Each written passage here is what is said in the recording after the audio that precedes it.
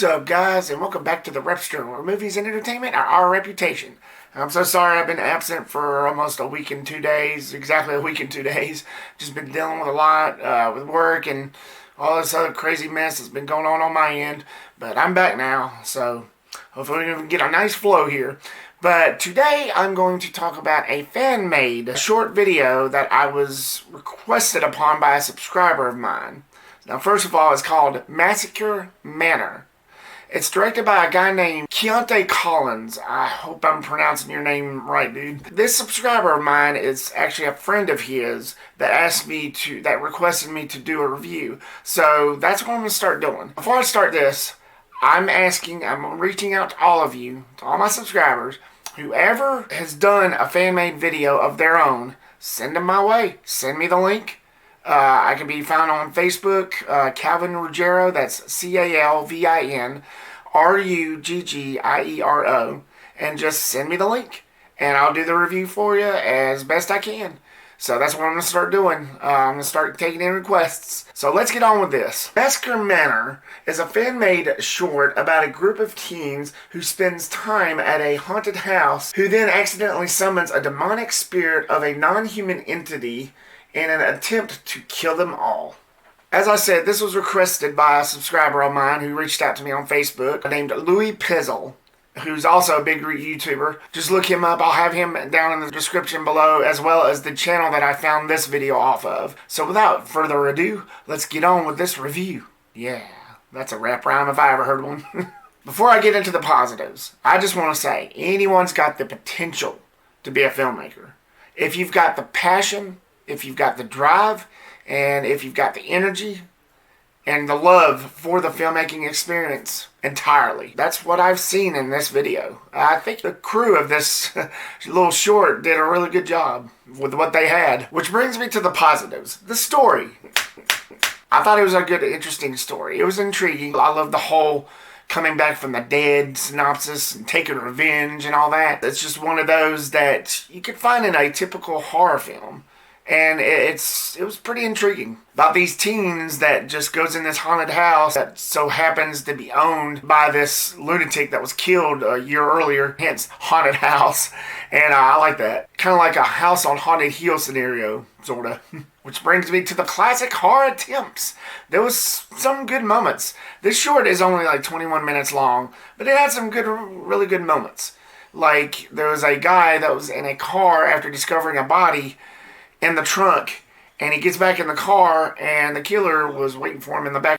I've seen that in plenty of horror films. One of the Friday 13th, to be exact.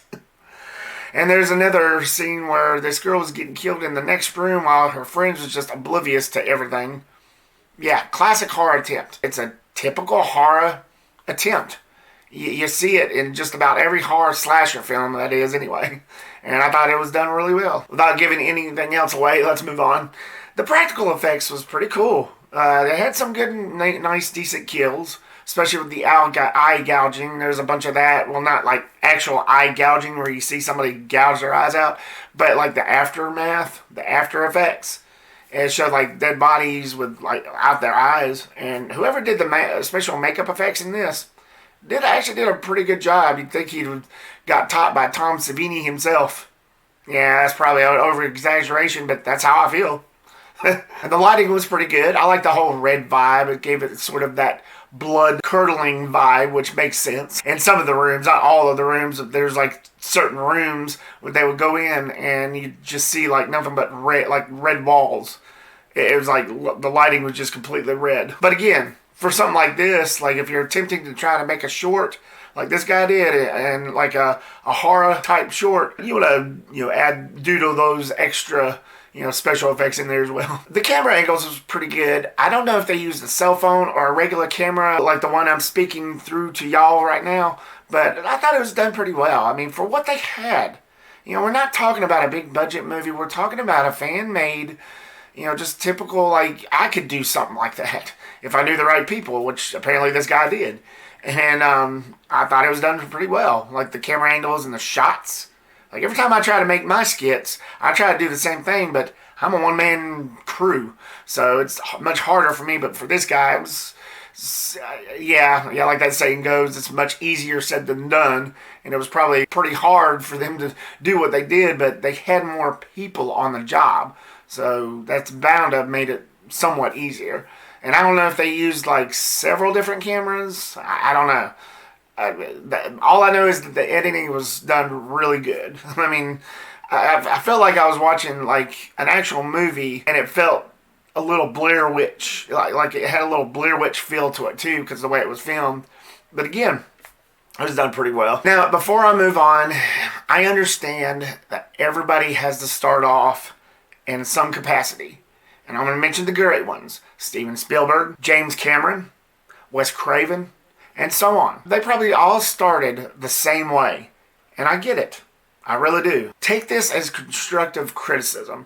But sliding into my mix, the acting, it was okay. You know, I could get past it. I felt like some of it was a little over-exaggerating. But again, I could get with it. I got with it really fast. It just, those feelings, I can't lie. I can't lie. And I would expect for y'all to do me the same way. You know, I've gotten several comments in the past on how I do my reviews. And none of them was like really rude, but some of them was constructive criticism. And since then, I've tried to improve. So that's basically what I'm doing right now. It's just constructive criticism. So don't take me like being a dick or anything, because that's far from what I'm doing. But the acting, it was a little questionable, but again, you have to start somewhere. And I understand that. I 110% fully understand that. Massacre Manor is enjoyable. It's a decent watch. It's Reptastic. For fan-made short, I think it deserves that rating. And again, I'm being completely honest. I'm not just saying that just to be nice. I try to be as honest and truthful as the day's long in every single one of my videos, whether I'm talking about a big budget, high Hollywood, high star film, or a short, a fan-made short. I always try to be honest. But be sure to subscribe to Perfect Timing TV, which is the name of the channel that I got this video from, which will be in the description below. And also be sure to check out Louie Pizzle, who will also be in the description down below, who's the one who requested me to do this review. Again, if there's anybody out there who's making shorts of their own, who's making their own art, just let me know. If you want a good review, or an honest review, which is always my motto, just let me know. Reach out to me, and I'll sure enough do it. And also, you know what to do. Like, subscribe, and comment to my channel as well, the Reptastic. Thank you so much, guys, for watching this video, and I will see you on the next one. Hopefully, I won't take as long next time. I'll see y'all on the next one. Peace to the right.